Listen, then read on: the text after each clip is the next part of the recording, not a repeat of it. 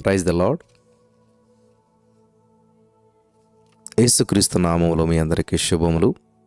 దైవికమైన ఆరోగ్యము, దైవికమైన ఆరోగ్య రహస్యాలు, మరి వ్యాధి వలన వచ్చేటువంటి చేదు, మారా అనగా చేదు అనుభవాలు మధురంగా మార్చబడటం, ప్రభువు కనికర సంపన్నుడు, స్వస్థపరిచేటువంటి క్రీస్తు కనికరము, యేసునామాన స్వస్థత, విశ్వాస సహితమైనటువంటి ప్రార్థన, ఈ విషయాలు మనం నేర్చుకుంటూ వచ్చి ఉన్నాం. ఈరోజు ప్రార్థన ద్వారా స్వస్థత. యాకోబు రాసిన పత్రిక 5వ అధ్యాయం 14-15 వచనాలు మనం చదివినట్లయితే, మీలో ఎవడైనను రోగి అయి ఉన్నాడా? అతడు సంఘపు పెద్దలను పిలిపింపవలను, వారు ప్రభువు నామమున అతనికి నూనె రాసి అతని కొరకు ప్రార్థన చేయవలను. విశ్వాస సహితమైన ప్రార్థన ఆ రోగిని స్వస్థపరచును, ప్రభు అతని లేపును. అతడు పాపం చేసిన వాడైతే పాపక్షమాపణ పొందును. స్తోత్రం దేవా, పరిశుద్ధాత్మ, ఈ యొక్క వాక్యపు వెలుగులో మమ్మల్ని నడిపించి బలపరచమని యేసు నామములో ప్రార్థించి నమ్మి పొందుకొని ఉన్నాం తండ్రి, ఆమెన్. ప్రార్థించండి, ప్రార్థనా శక్తికి సాటైనటువంటిది మరొకటి లేదు. మన ప్రియ ప్రభువు ప్రార్థనను ఆలకించి దానికి జవాబిచ్చేవాడై ఉన్నాడు. దైవికమైనటువంటి స్వస్థత మరియు ఆరోగ్యమును నిశ్చయముగా ఆయన మనకిచ్చాడు. దైవికమైన స్వస్థత విషయంలో మొట్టమొదట ప్రార్థించి జవాబు పొందినటువంటిది విశ్వాసులకు తండ్రి అయిన అబ్రహాము. చూద్దాం. ఆదికాండం 20వ అధ్యాయం 17-18 వచనాలు మీరు చదివినట్లయితే, అబ్రహాము దేవుని ప్రార్థింపగా దేవుడు అబీమెలెకును అతని భార్యను అతని దాసీలను బాగు చేసెను, వారు పిల్లలు కనిరి. ఏలైనగా అబ్రహాము భార్య అయిన సారాను బట్టి దేవుడు అబీమెలెకు ఇంటిలో ప్రతి గర్భము మూసి ఉండెను. అబ్రహాము వలె మోసే తన సహోదరి అయిన మిరియాము స్వస్థత కొరకు ప్రార్థించాడు. దేవుని కోపము రగులుకొనినందున ఆ మిరియాము హిమం వంటి తెల్లని కుష్టిగలదైంది. సంఖ్యాకాండం 12-13 చదివితే, మోసే ఎలుగెత్తి, దేవా దయచేసి ఈమెను బాగు చేయమని యెహోవాకు మొర్రపెట్టెను. అలాగే యోబు గ్రంథం 42:10 మనం చదివినట్లయితే, యోబు యొక్క స్నేహితులు యోబును ఓదార్చలేదు, కానీ అతని మనస్సును గాయపరిచారు. వారి మీద దేవుని కోపం రగులుకొనెను. దేవుని సూచన మేరకు యోబు తన స్నేహితుల కొరకు విజ్ఞాపన చేశాను. యోబు తన క్షేమస్థితిని పొందుకొనెను. యోబు 42:10 మనం చదువుతూ ఉన్నాం. ప్రియులు గమనించాలి, దేవుని బిడ్డలు ఎవరైనా సరే వ్యాధి బలహీనతతో నలిగిపోవుట ఆయన చిత్తము కాదు. కన్న తల్లిదండ్రులు తమ బిడ్డలకు చిన్న బలహీనత సంభవించినా కానీ వైద్యుల యొద్దకు తీసుకుని వెళ్తారు కదా, వెంటనే హాస్పిటల్కి తీసుకెళ్తారు కదా. తండ్రి తన కుమారులేడ జాలిపడినట్టు యెహోవా తన యందు భయభక్తులు గల వారి జాలిపడినని కీర్తన 103:13 మనం చదువుతూ ఉన్నాం. అన్ని విషయాల్లోనూ వర్ధిల్లుచు అనగా ఆరోగ్యంగా జీవించడం దేవుని కోరికగా ఉన్నది. 3 యోహాను 1:2 ప్రకారం. జాగ్రత్తగా గమనించాలి. బృందముగా అనేక సార్లు మరి కొంతమంది సేవకులు దక్షిణ కొరియా దేశానికి వెళ్ళి పాస్టర్ పాల్ యాంగిచో గారి సదస్సులో పాల్గొనేటువంటి వారంట. ప్రతి ఒక్కరూ వ్యక్తిగతంగా ప్రభు సన్నిధిలో కనిపెట్టి ప్రార్థించటానికి, ఆత్మీయ జీవితంలో వర్ధిల్లటానికి వీలు కలిగినట్లు ఒక్కరు మాత్రమే మరి పట్టేటువంటి చిన్న చిన్న గుహల లాంటి వాటిని విస్తారమైన సంఖ్యలో ఉపవాస పర్వతం మీద నిర్మించి ఉన్నారంట. ఎక్కువ శాతం ప్రజలను అందులోనికి వెళ్ళి ప్రార్థించమని ప్రోత్సహించేవారంట పాల్ యాంగిచో గారు. ఇందుని గురించి ఆయన, మీ సృష్టికర్తతో ఎక్కువ సమయాన్ని వెచ్చించండి, గాయపరచబడినటువంటి ఆయన హస్తము మిమ్మను తాకు వరకు ఆయనను బ్రతిమాలండి. 3 రోజులు గడపండి, 7 రోజులు గడపండి, 21 రోజులు గడపండి, 40 రోజులు గడపండి అని ఆమెనేమి ఇబ్బంది పడకుండా మీకు 3 రోజులు గడపలితే గడపండి, 7 రోజులైనా 21 40 డేస్ అయినా సరే, కనిపెట్టవలసినా సరే పర్వాలేదు, ప్రభు సన్నిధిలో నిలిచి ఉండి జయం పొందండి.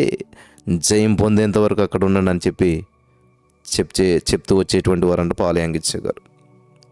అలా ఎవరైతే ప్రార్థన చేసేవారో 3 రోజులు 7 రోజులు 21 డేస్ 40 డేస్ అలా ప్రార్థించిన వారికి దేవునికి మధ్య అన్యోన్యమైనటువంటి సహవాసం కలుగుతూ ఉంటుందంట. తమ పాపాలను ఒప్పుకునేవారు, సమాధాన పడేటువంటి వారు అలా సమాధాన పడటం ద్వారా నూతన తీర్మానాలతో ప్రార్థించడం వలన దైవికమైనటువంటి స్వస్థతను పొందుకుంటూ ఉన్నారంట. హల్లెలూయా. మరణకరమైనటువంటి రోగము కన్నీటి ప్రార్థన ద్వారా జయించినటువంటి రాజు అయినటువంటి హిజ్కియాను గురించి మనకు తెలుసు. యెషయా గ్రంథం 38 అధ్యాయం 2-3 వచనాలను చదవచ్చు. అతడు తన ముఖమును గోడ తట్టు త్రిప్పుకొని, యెహోవా, యథార్థ హృదయుడనై సత్యముతో నీ సన్నిధి నేనెట్లు నడుచుకుంటునో, నీ దృష్టికి అనుకూలంగా సమస్తమును నేనెట్లు జరిగించితునో కృపతో జ్ఞాపకం చేసుకునమని హిజ్కియా కన్నీళ్లు విడిచుచూ యెహోవాను ప్రార్థించాడు. ప్రభు అతని ఆయుష్కాలం 15 సంవత్సరాలు పొడిగించాడు. దైవికమైనటువంటి స్వస్థతను ప్రభు పిల్లలు రొట్టెలతో పోల్చి మాట్లాడాడు. దైవికమైనటువంటి స్వస్థతను ప్రభు పిల్లల రొట్టెతో పోల్చి మాట్లాడాడు. మత్తయి సువార్త 15:26లో. అవును నా ప్రియమైనటువంటి సహోదరి స్నేహితులారా, ప్రభు బిడ్డలమైనటువంటి మనము మన పరమ తండ్రిని సంచయించక అడిగి పొందుకొనవచ్చు. రాజు అయినటువంటి దావీదు ప్రార్థన చూడండి ఒకసారి. కీర్తన 6:2లో, యెహోవా, నేను కృషించి ఉన్నాను, నన్ను కరుణించుము. యెహోవా, నా ఎముకలు అదరుచున్నవి, నన్ను బాగు చేయుము. కీర్తన 6:2లో దావీదు ప్రార్థించినప్పుడు దావీదుని దేవుడు స్వస్థపరిచాడు.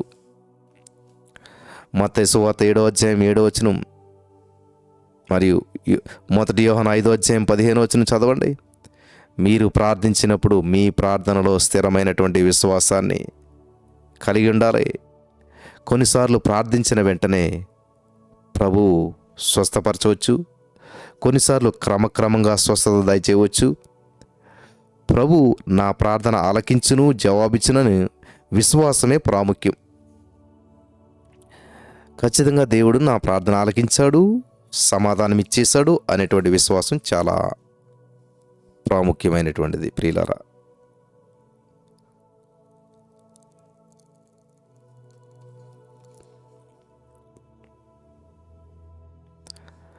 పలు రకముల సందేహాలను సైతానుగాడు మీ యొక్క మనసులో రేపవచ్చు. కుదుటపడిన రోగాలు, బలహీనతలు చూపించుచు వైద్యులు చేతులెత్తేశారు, ఇంకా స్వస్థత పొందుట సాధ్యము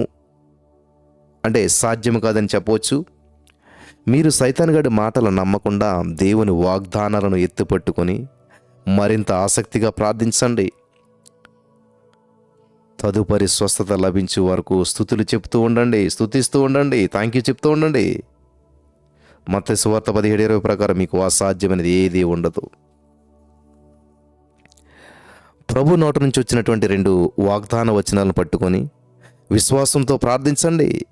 యోహాను సువార్త 15:7లో, నా యందు మీరును మీ యందు నా మాటలను నిలిచిండి నెడల మీకేది ఇష్టమో అడుగుడి, అది మీకు అనుగ్రహించబడును.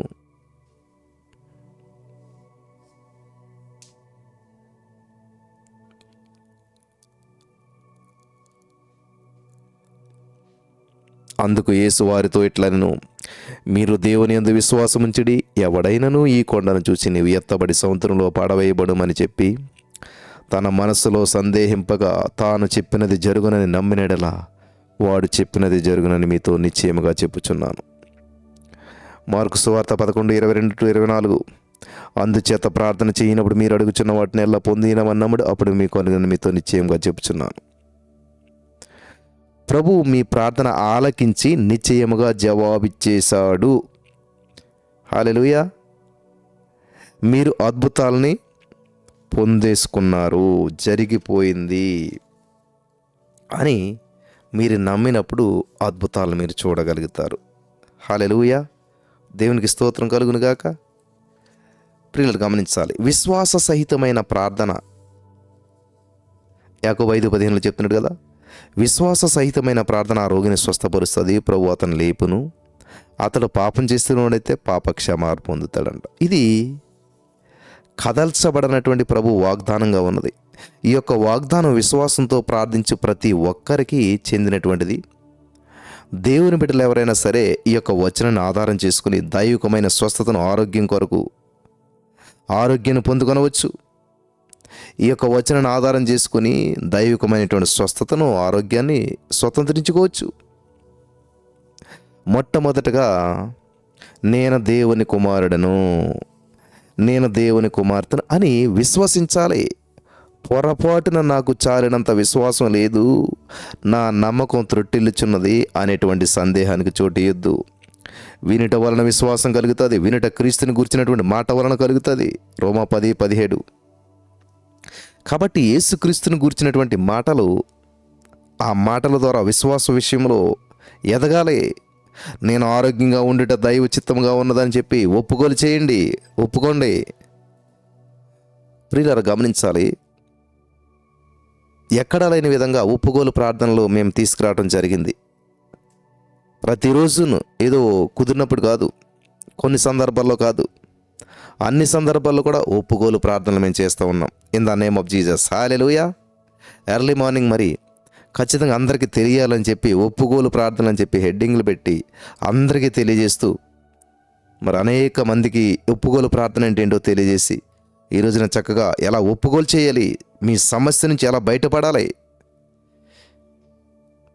కాబట్టి నేను ఆరోగ్యంగా ఉండుట దైవ చిత్తముగా ఉన్నదని చెప్పి ఒప్పుకోలు చేయాలి. 2 తిమోతి 1:12 ప్రకారం నేను నమ్మిన వాని ఎరుగుదును గనుక నేను సిగ్గుపడను. ఆమేన్.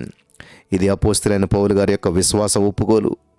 ప్రభు మీద ఆనుకొనటమే నిజమైనటువంటి విశ్వాసము.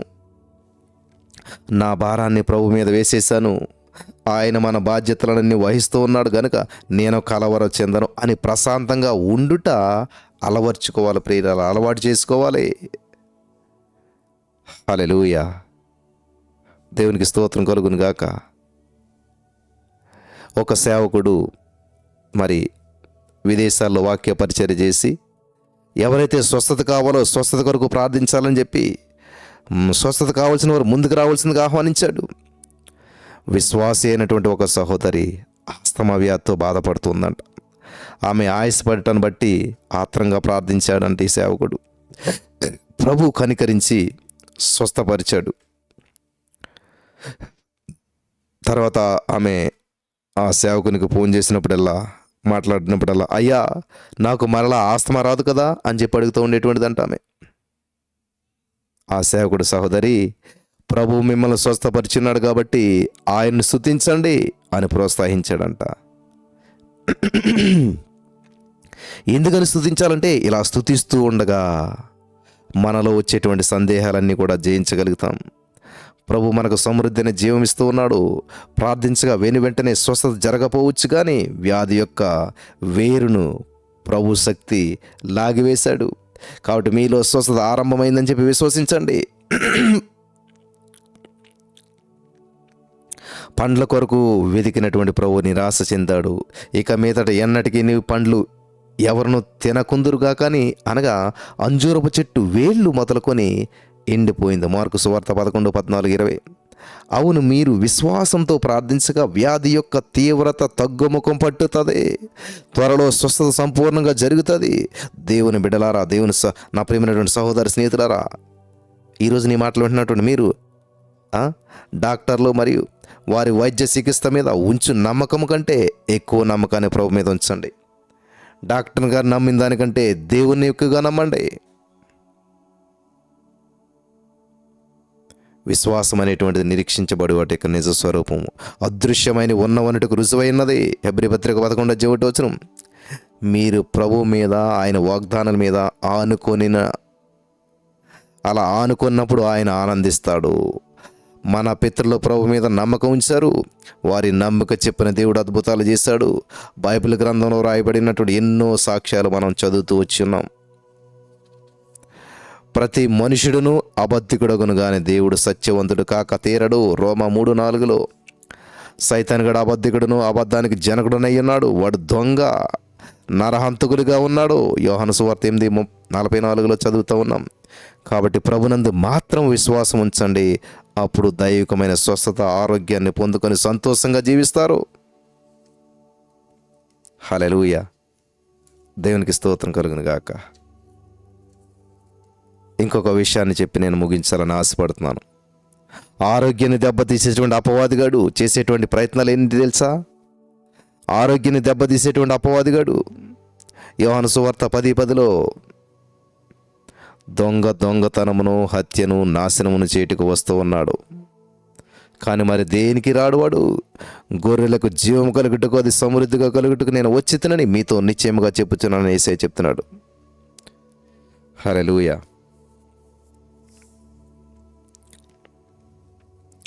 సర్వలోకాన్ని సృష్టించినటువంటి దేవుడు అన్నిటినీ బహు చక్కగాను అందంగాను చేశాడు. కానీ అపవాది వలన అవిధేయత, పాపము, వ్యాధి, మరణము ప్రవేశించాయి. ప్రియులారా, భూమి నిరాకారంగా ఉందనుకుంటా ఉన్నాం. దేవుడు నిరాకారంగా చేయలేదు.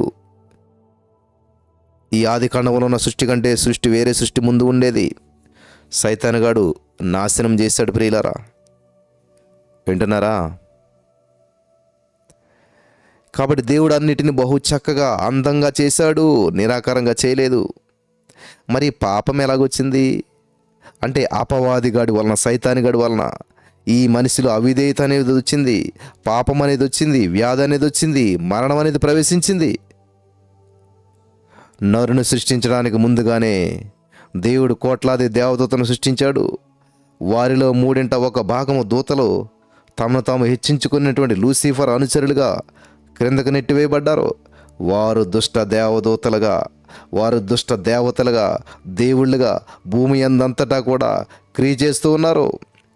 జనులు దేవునిని, నిజమైనటువంటి దేవుని ఆరాధించకుండా అడ్డగించట, ఆయా రీతుల్లో తమ వైపు ఆకర్షించుట, వ్యాధి, చింత, ఇబ్బందులను కలుగజేసి బాధ పెట్టుట వారి యొక్క ప్రత్యేకత. ఆ దేవదూతలు కొన్ని రకాల వ్యాధులు వైద్య చికిత్స వలన కుదుటపడట్లేదు. మన దేశ ప్రజలు వాటిని గాలి చేష్టలని చెప్పుకుంటున్నారు. కొన్ని అపవిత్రాత్మలు ఒక వ్యక్తిని ఆవరించి వానిలో నివసిస్తూ ఉన్నాయి. అతడు చెప్పనాశక్యము కానటువంటి బాధలను అనుభవిస్తూ ఉండగా అవి ఆనందిస్తూ ఉన్నాయి. అంతేకాదు ప్రియులారా, కొందరిని మతి స్థిమితము లేనటువంటి వారిగా చేస్తూ ఉన్నాయి. అలా చేయటం వల్ల వాళ్ళు ఇంటిని విడిచి తమ ఇష్టానుసారంగా తిరుగుచున్నారు. కొంతమంది అదుపు తప్పి ప్రవర్తించడానికి కారణం అపవిత్రాత్మలే. వీటన్నిటికీ విరుగుడు యేసుక్రీస్తు మాత్రమే. వింటున్నారా? ప్రతి వ్యాధి వెనకాల సూక్ష్మక్రిమి ఉన్నది. ప్రతి వ్యాధి వెనకాల సూక్ష్మక్రిములు ఉన్నాయి. వాటిని బ్యాక్టీరియా, వైరస్ అని చెప్పి సంబోధిస్తూ ఉన్నాం. ఇవన్నీ శరీర ఆరోగ్యాన్ని పాడు చేసేటువంటి శక్తి కలిగినటువంటివి అయి ఉన్నాయి. కాబట్టి అపవాదిగాడు వల్లనే పుట్టుచున్న ఇవన్నీ కూడాను భూమి మీద జీవిస్తూ ఉండగా ప్రభువు కొన్ని సందర్భాల్లో బలహీనపరచు ఆత్మను గద్దించాడు. వ్యాధులను గూర్చి ఎక్కువగా ఆలోచించినటువంటి కొలది వాటికి సంబంధించిన క్రియలు విస్తరిస్తూ ఉన్నాయి. కానీ యేసు నామమున గద్దించినప్పుడు అవన్నీ లయమైపోతున్నాయి. ఇటువంటి అధికారాన్ని మనలో ప్రతి ఒక్కరికి యేసుక్రీస్తు ప్రభువు ఇచ్చేశాడు. శత్రు బలమంతటి మీద మీకు అధికారం అనుగ్రహించి ఉన్నానని చెప్పి లూకా 10:19 యేసు ప్రభువు చెప్పాడు. యేసునందు విశ్వాసం ఉంచిన వారికి దయ్యాలను వెళ్ళగొట్టేటువంటి అధికారం ఇవ్వబడిందని చెప్పి మార్కు 16:17 యేసయ్య చెప్పారు. క్యాన్సర్ అనగా ప్రాకుడు పుండు. క్యాన్సర్ అనగా ప్రాకుడు పుండు. ఆనాడు రాజుకు హిజ్కియాకు సంభవించినటువంటి మరణకరమైన వ్యాధి పేరు క్యాన్సర్ అని బైబిల్ పండితులు చెప్తూ ఉన్నారు. అపవిత్రాత్మ ప్రభావం వలన ఆరోగ్యం కోల్పోయినటువంటి వారు మరియు వెళ్ళగొట్టబడినప్పుడు స్వస్థత నొందినటువంటి వారిని గురించి వ్రాయబడిన కొన్ని వాక్య భాగాలు మనం చదివాం.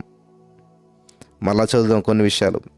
లూకా సువార్త 13:10-13 చూసినట్లయితే బలహీనపరచు దెయ్యము, ఆత్మను పదమును గమనించాలి. ఇక్కడ 13:11 నీ బలహీనత నుండి విడుదల పొంది ఉన్నావు.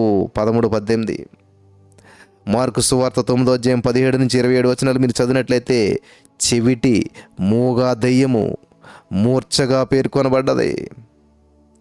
నమ్ముట నీ వలనైతే నమ్మవానికి సమస్తము సాధ్యమని ప్రభు చెప్పగా నమ్ముచున్నాను, నాకు అపనమ్మకం ఉండకుండా సహాయం చేయమని చెప్పి ఆ పిల్లవాని తండ్రి వేడుకున్నాడు.